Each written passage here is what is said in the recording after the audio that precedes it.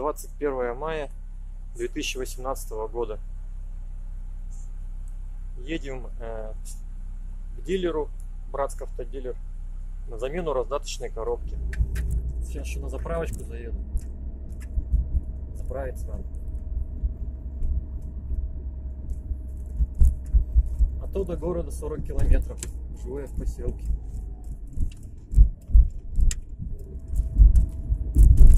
Поворачиваем на заправочку. Волгу не пропускаем.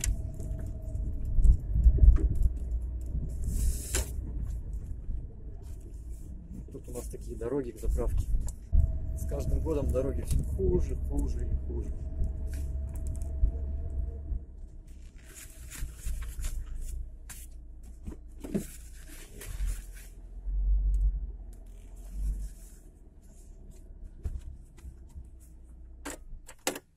Пойду заправляться.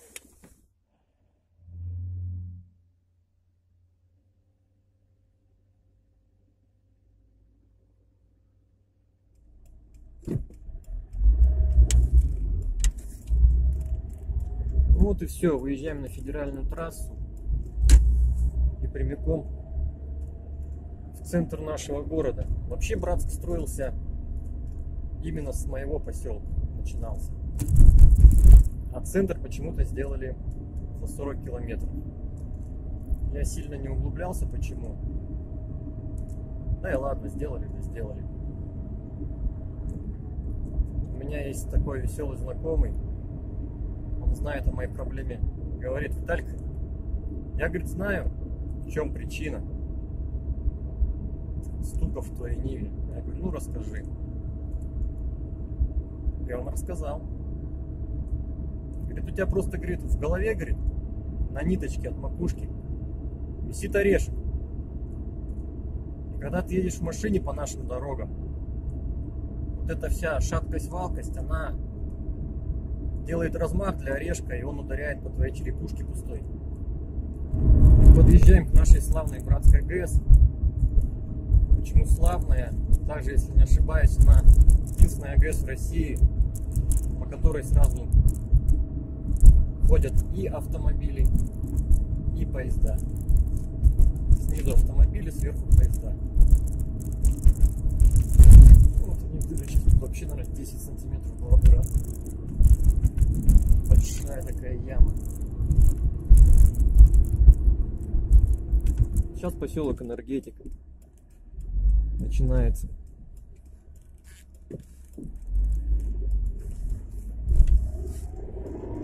Тоже относится к городу Братску. Красивый, кстати, поселочек, хороший, маленький, приятный.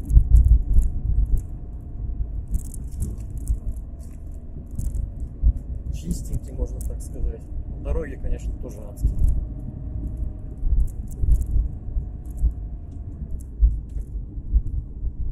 Тут едем по улице Пирогова. Тут вроде недавно что-то укатали, какие-то заплатки сделали.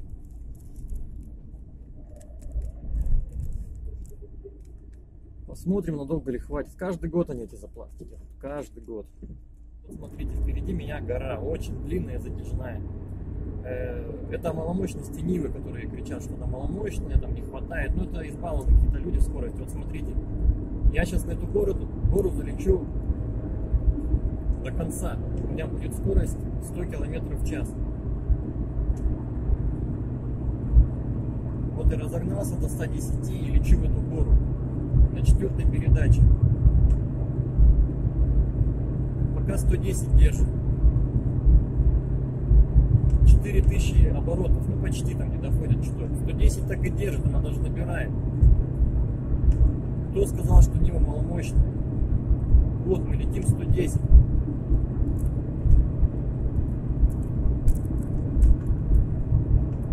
Не пыхтит, просто едет нормально. На 5-ю переключусь, конечно, надо сбавить скорость. 110, ребята, 110 в горочку, затяжную, длинную. Пусть даже на 4-й, но она едет.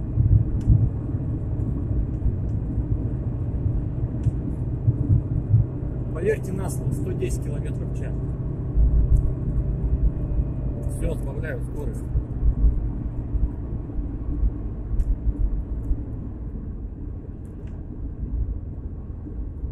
Сильно быстро гнать не будем, тут бывают радары стоят. 70 хватит. Что-то я рано приехал, у меня на 2 часа назначено. Сейчас только половина второго.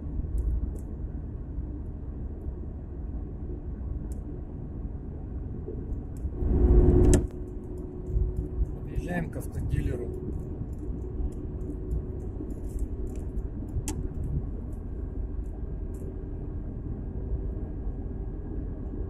Время 13:31.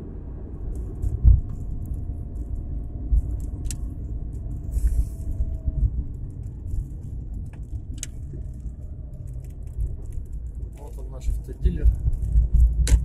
Великий и ужасный.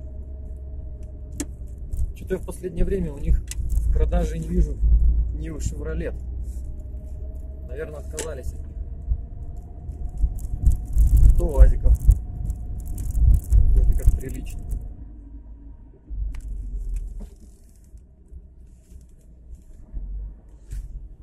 Так, вот тут, наверное. Что за очередь? Что за очередь? Что за очередь? Вот это вот новая машинка, наверное, на мойку, что ли, стоит. На продажу, наверное. Ладно. Получил я акт сдачи приема автомобиля в ремонт. Сейчас стою, жду мойки.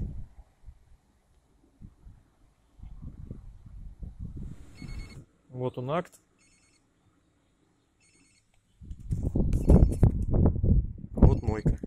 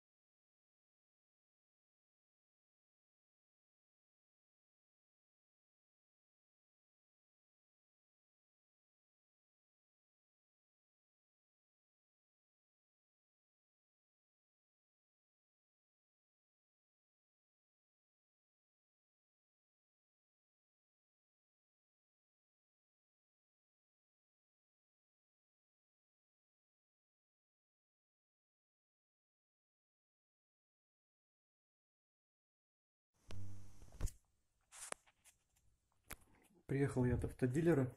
Поменяли мне раздатку. Вот она новенькая стоит. Ну, скажу так, стуки как были, так они остались. В таком же количестве. Так что это не помогло. Единственное, что дилер заметил,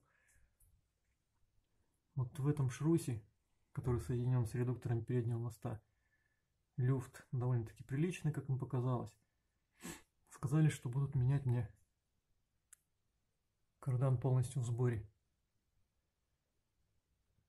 Сейчас отключу телефон, поставлю его поудобней и покажу, какой люфт в этом шрусе. Смотрим.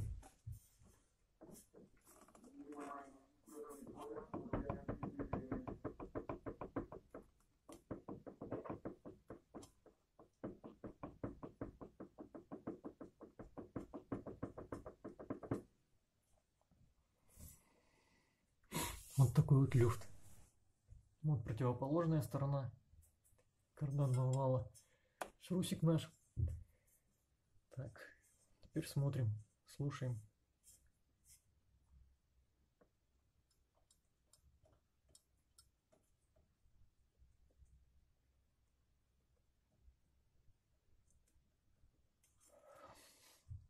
Ни единого стука нету. Будем ждать замены карданного вала в сборе от дилера.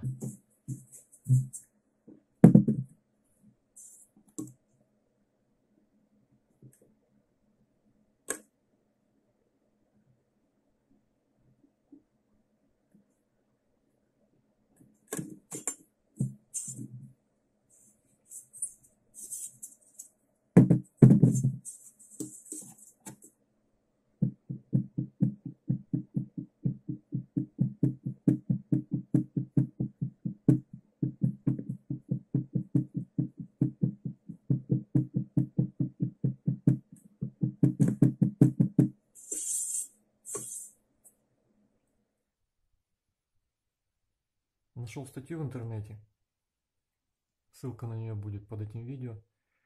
В этой статье сказано и показано, как можно определить, насколько большой люфт в переднем редукторе и, соответственно, в заднем редукторе.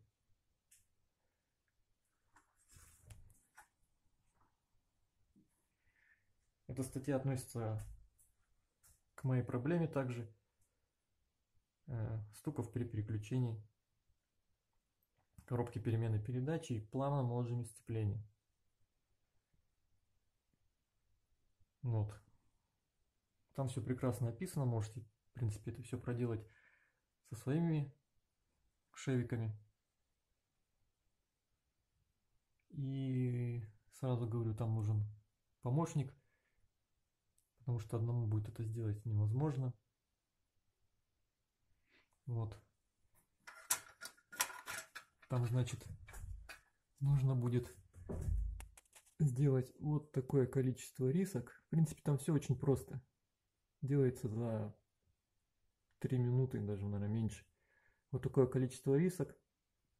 И вот где 3 риски отмечены, нужно будет отмерить между ними расстояние. И по этим расстояниям уже судить о люфте в вашем редукторе.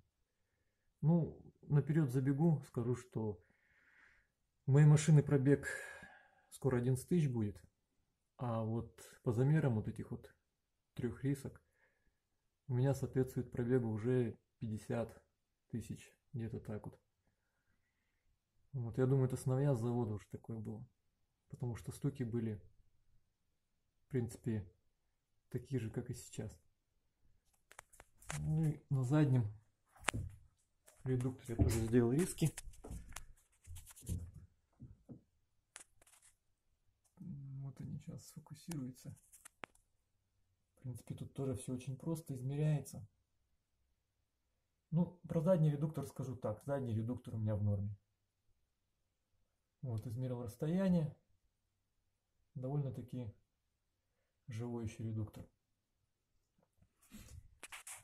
Сейчас приложу линеечку, сантиметр, и покажу, ну, сколько там между ними промежуток какой. Ну вот расстояние между рисками на переднем редукторе. Можно видеть, что расстояние между, получается, нижней и верхней риской примерно где-то сантиметр. Вот, между нижней и средней риской где-то миллиметра 4. То есть это является как бы для новой машины не нормой. Возможно, из-за этого стуки тоже еще идут при переключении коробки. Ну, также при выжиме сцепления, отжиме сцепления. То есть это не считается нормой. То есть для нового автомобиля это много. Сейчас покажу на заднем редукторе, какое расстояние между рисками. Вот расстояние между рисками на заднем редукторе. То есть тут где-то примерно 7 миллиметров. Но это намного лучше, конечно, чем расстояние между рисками на переднем редукторе. То есть тут вполне живой задний мост. Вот, так что можно не обращать какое-то время на это внимание. Но следить стоит. Хотел бы еще раз показать, какие стуки доносятся со стороны редуктора переднего моста при подергивании левого переднего привода. Вот, прослабляем карданный вал, чтобы трансмиссия находилась вне напряжений. Начинаем подергивать левый привод.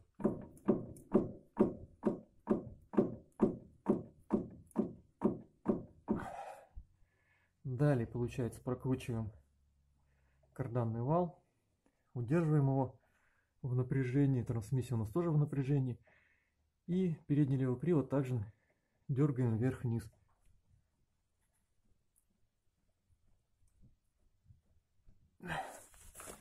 Стуков нет.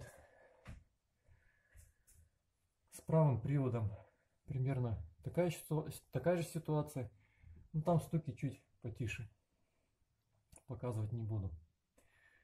То есть какой я хочу сделать вывод, что основные стуки при переключении коробки переменной передач исходят от переднего редуктора. Там, соответственно, большие люфты, соответственно, под замену редуктор. Также стук, я думаю, незначительный дает и вот этот шрус, который на кардане. Шрус соединен с редуктором переднего моста.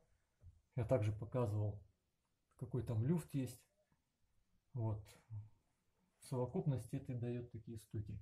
Ну, основная часть стуков вот идет от редуктора переднего моста, конечно.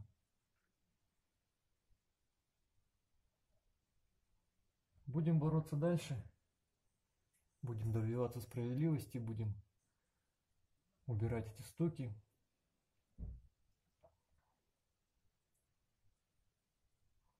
Будем мучить себя, будем мучить дилера, будем мучить завод.